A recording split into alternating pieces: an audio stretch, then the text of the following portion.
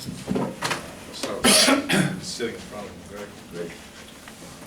Roy, with Theo's return, it seems like his transition back into the rotation has been pretty seamless. Has there been any challenges that maybe we haven't been able to notice? Greg, I wouldn't think so. The first couple of games I had in my mind, I didn't want to push him past a certain number of minutes. Just wanted to make sure, but I don't feel that as an issue right now at all. I think he's probably played a few more minutes, probably not progressionally in every game, but I don't consider that a problem limiting his minutes right now. I think he's really doing some good things. And I think maybe he's played 5 or 6. 5. I would think the last 3 would be better than the first 2. I'd go with it that way. So it hadn't been really much of a problem.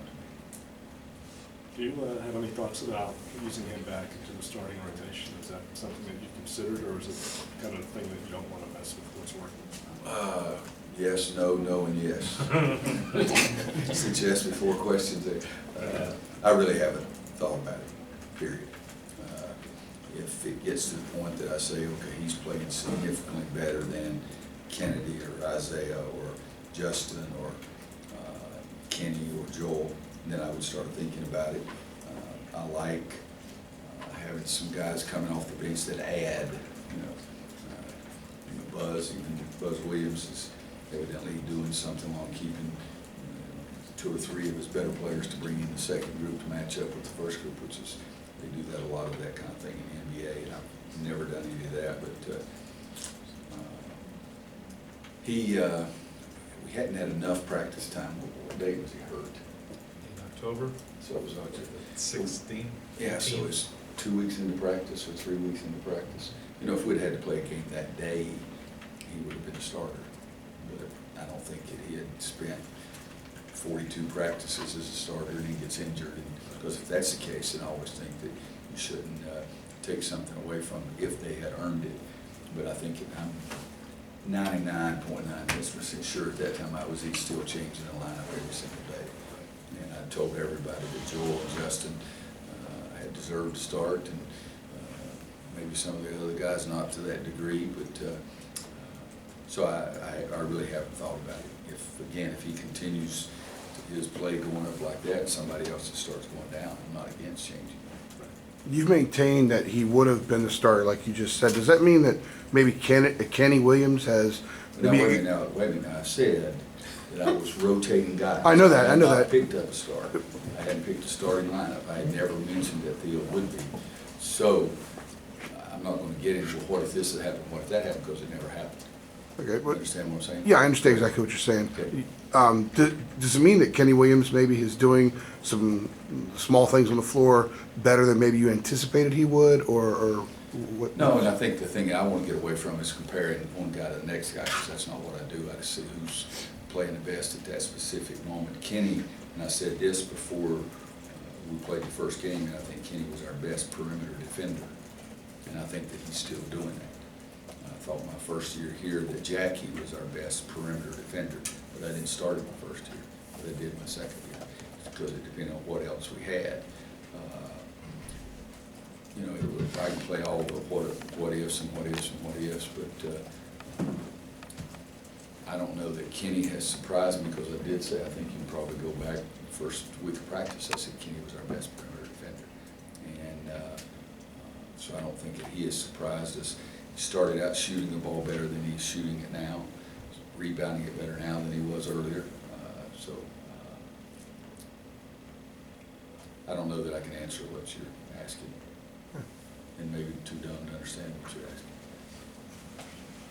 Roy, Joel has had a couple of snapshots where it seemed like he was emotional. Like, for instance, the NC State game, he hit a three-pointer, I think it was his second. He turned to their bench like, y'all better get somebody to check me, that kind of thing. And coming over to the time, the referee kind of was like, okay, you might want to tone that down. But what have you seen from him in terms of that kind of emotion? Like, do you feel like, is that his fuel? Or? I try to always get guys, and you don't need to aim your emotion towards anybody else. Jock Vaughn was the most enthusiastic and emotional player I've ever coached, but he never aimed it at anyone, the team, the bench, the crowd, any individual. I had a guy that dunked on a guy one time and stood over him and made me mad. I mean, a guy that dunked was 6'11", and a guy that he dunked on looked like me. You know, so why praise yourself kind of thing. So that's the first way I would answer that. Joel is very emotional in both directions. He gets really fired up and he gets really ticked off. And I think sometimes there's got to be a little more of a level activity in both of those areas. But I like guys that get into the game, that lose themselves into the game. You know, I don't like guys showing any emotion towards any individual or say anything to the other bench, and I've said something about that to 2 or 3 individuals over the last 2 or 3 years. But Joel's emotionalism, and it does motivate him to even get in the game even more. So as a coach, you like that, as long as it's not pointed at anybody. But I told him he's got to, in one way, he's got to keep a little bit of an even keel, because he's still got to be the leader because of the nature of his position and for the leadership part of it. He's a competitive little rascal. And sometimes you have to say, okay, that's good, but you still got to remember to call the defense. You can't be pounding your chest and forget to call the defense. So you got 4 guys looking at you, what am I supposed to be doing kind of thing. But, I haven't had to do much of anything with that for him except say, you know, don't forget that you're the leader and don't get so down, because some guys, Joel gets mad. And he gets mad at himself more than he gets mad at anybody. And that was the one thing that Marcus would get really mad and how dumb you are, you know, talking about himself, but you would still have to have the other guy's attention. And I think that's the thing with Joel. Joel gets mad. He's a competitive rascal. Roy, on the front page of the game that Kirsch puts together, there's a nice quote from Kenny Williams about teamwork and buying into a system and doing things that don't show up on the stat sheet. I'm wondering if you saw what he had to say on those things. You know, Jones read it to me on Monday night at our radio show, and which was after our practice. Yesterday we just did a shooting practice. I was on the road, and I saw Kenny in the trainer's room just a minute ago. It was the first time I've seen him, so I haven't talked to him about it. I liked what he said. I believe there's a lot of truth in what he said. And I have one thing that I tell the guys all the time: do your job to the best of your ability, regardless of how important you think it is. Because I think that, you know, the guy that's supposed to, hey, just pretend he's catching the pass, that's a fake to try to get his defensive player to come up with a close, because we're going over there. You know, and that's a pretty little thing. You know, just something like that. So whatever your job is important. And I think that Kenny was talking about that. He was talking about the defensive end of the floor, the set screens, the getting on the floor, all those little things that don't show up like 3-point shots and dunks do. So I do believe that that's extremely important. But I have not, just because of the time, I have not had a chance to talk to him about it. And I do read all the Steve stuff, so I'm one of those guys that finds all his makes bad mistakes. And, but I haven't done it yet. He handed it to me today, and Jones read it to me Monday night, so I haven't looked at it specifically, so I wonder what he's talking about there, so I haven't done that much with it. You mentioned Joel's leadership a second ago. Obviously, going into the season, there were a lot of questions about how that would evolve without Marcus, without Bryce, and all that. Has it evolved the way you expected the leadership roles? Has it been unexpected? How has that played out? About what I expected. Again, the thing with Joel, he can get so mad that he forgets that other part, because that competitiveness is, I've never wanted really to tone down somebody's competitiveness. I may want to try to channel it in a different area a little bit. But it's about what I expected, and I'm still talking to him about some of the leadership things, but he's an intelligent kid, and most of the things I only have to say to him once, and you like that part. So the leadership has sort of been about what I expected. You know, the senior class, I made this statement that everybody wants Nate's opinion, because Kendi's going to give him an opinion regardless, and Isaiah's not going to give him any opinion at all. You know, so they go to Nate first. But I do believe that the 3 seniors, and then you add in there Joel and Justin and Theo, the juniors. I think they've handled it pretty well. Don't tell Theo I forgot about who he was. Speaking of Isaiah, he's kind of elevated his play the past couple of weeks or so. what do you think has been? I have no idea, I'm not gonna ask him about it, just keep my mouth shut and hope it continues. I'm serious. Is he playing closer to his potential now than he was? I don't know, you know, because we grade people after every game, but I don't think you grade people every 3 games or 4 games or whatever. I saw one of the stats for the last 4 games, but you know, there's the ebbs and flows of the season. You hope it's not like this, you know, but there are the ebbs and flows of the season. Marcus went through a 4, 5, or 6, I don't know what it was, game stretch last year we couldn't throw in the ocean. That didn't mean that I was going to give up on him down the stretch, because in the tournament play it's pretty impressive. At the same time, if somebody's going crazy and playing great, I'm not going to say, well, let's not worry about him, let's put our time to somebody else. But the one thing that I'm still pushing Isaiah, if you're a big guy, you got to rebound the basketball. If you're a big guy, you got to defend. And his defensive grades aren't as good as they were last year. And yet going into the season, I had really high dreams and goals. I keep trying to use that as opposed to visions or expectations, because I think then you put pressure on people. But I think that Isaiah is playing better, his numbers are better. They weren't bad before, but they are elevated a little bit. And hopefully he's just getting more comfortable after 21 games of starting. I started 3 times in the first 3 years, and he about had a heart attack every game I started. So we had to wait till we got through that. I mean, with Bahamas, he runs over and I thought he was dying. You know, I'm looking for a surgeon, you know, to take him to calm down. But so it could be that he's getting more comfortable with running out there to start. You would hope that it wouldn't take 21 games to get that to happen, but that could be it right there. How differently do you have to coach him compared to maybe a guy like you did with Bryce? I mean, you stayed on Bryce all the time. Yeah, I haven't stayed on Isaiah anything like I did on Bryce, but I'm getting on Isaiah more than he probably likes. But Isaiah gives you the effort. Right. If he makes a mistake, it's just a mistake. You know, it's not that I didn't hustle to get there. And so I think as a coach, you appreciate that. I want him to simplify his game, and that's probably the thing I've been on him more about anything this entire season. Is, hey, just make a strong move. You don't have to double pump 17 times. Just make a strong move and go with it. And you know, perhaps he's feeling better about that at this point in the year too. When you talk to him about trying to, I guess, avoid foul trouble as far as things he can do, it looks like there's maybe been times where you've said maybe don't bite on a pump fake or something like that. Sometimes. Because that was from only not being in the huddle. But I mean, is it things like, is there certain things you're trying to tell him like, hey, don't do this, try to put yourself in that position? Even in the spring, our meeting in the spring is what we talked about. We talked about in the summer during our practice. We practiced once a week for 4 weeks this summer, and we talked about it at that time. And he's understanding it a lot more. But you know, I mean, nobody in the world just talks about staying on the ground more than Roy Williams. And right in front of our bench, he jumps up in the air, and I mean, I'm going crazy. Funny, I said, you know what, you would have, I don't know if I should say it to this group or not. I don't think there was a terminology that we would have used on the schoolyard 20 years ago, what he was doing. You just dropped something, you dropped your jock, because he faked you right out of your jock, because you were hanging up there in the rafters and he's driving in right by you. Nobody on my team knows what the dickens a jock is, so you know, I don't understand that. So.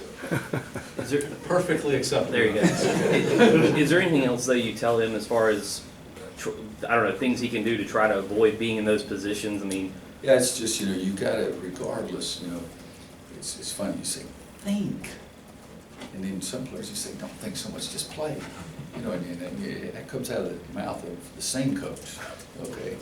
But I think sometimes Isaiah doesn't realize how strong he is, how fast he is, how high he jumps, and those kind of things. And I think I have to remind him of that. You have some physical abilities that a lot of people don't have, but that is a fine line. You know, somebody says, don't think too much. Guys thinking too much is not play. And then the guy that does dumb things, what do you say? Think. You know, it's one of those hard things as a coach.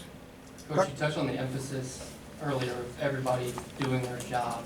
How would you describe the job that Luke May has done and the productivity that he's given you guys? He's another prime example. That's as intelligent a player as I've ever had in the classroom, and I got to get him to think a little bit more out on the court. You know, he does some Phi Beta things in the classroom and some the opposite of Phi Beta on the court. Okay, so Luke gives us some things that the other three big guys don't. He can step out and make a shot. He's a natural rebounder. But natural rebounders, if they box out, will be even better. And, you know, signed him the other night, Tyler Roberson from Syracuse. Twice in a row he didn't box him out. You know, here's a guy that's got a higher grade point average, probably everybody in this room added together. But, you know, go box the guy out, you know, that kind of thing. But he's really doing some good things, and I think when, not if, but when he gets more savvy about what everybody's talking about, then his play's gonna go up even more. How close is Justin to being the rebounder you've wanted him to become? Depends on which game it is. See, I'm serious. And he's had 2 or 3 games that, he's got three double-doubles or something. 2 this year. Yeah. And I think that could be more often, but there'll be one game he had 10 rebounds. That's good. What do you have last game? 2. Yeah. You know, I sort of like 6 and 6. You know, I really like 10 and 10. But he and Theo started the season. I preached to them, and Kenny has bought into it more. Justin has bought into it the second most, and yet Theo had the 2 biggest offensive rebounds in the game against Boston College. But you can't expect Isaiah and Kennedy to get a rebound. We've got to get some rebound from the other guys too. Got Virginia Tech coming here tomorrow night. What is it about a Buzzway of teams like that concerns you, the way they're playing now? You know, I don't ever evaluate one guy's team from one year to the next. This year's team, they really shoot a really good percentage. They have 5 guys that can go out on the floor and play. They don't have a post player that stays in low post, which is allows Isaiah and Kennedy and Tony to be more comfortable defensively, so they got to get out on the court more. They defend you, they change defenses. They always try to keep you uncomfortable about what defense they are playing. It's change for change's sake, Coach Smith used to say, and change up over a curveball, over 2 seam fastballs, big change. I tend to stick more with one defense and throw in something every a lot less often. So to me, they play the whole game. You know, they share the ball, shooting 48, 49%, something like that. 48-7, if I'm looking at the right one. Yeah, 48-7, which is better than we're shooting. They average 1 more 3-pointer made per game than we do, so you got to cover them inside and outside.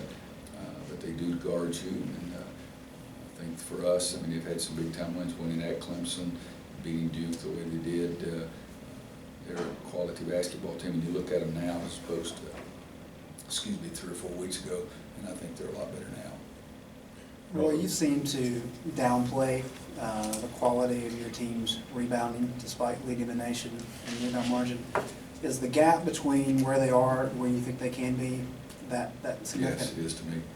We still, I mean, I emphasize it so much.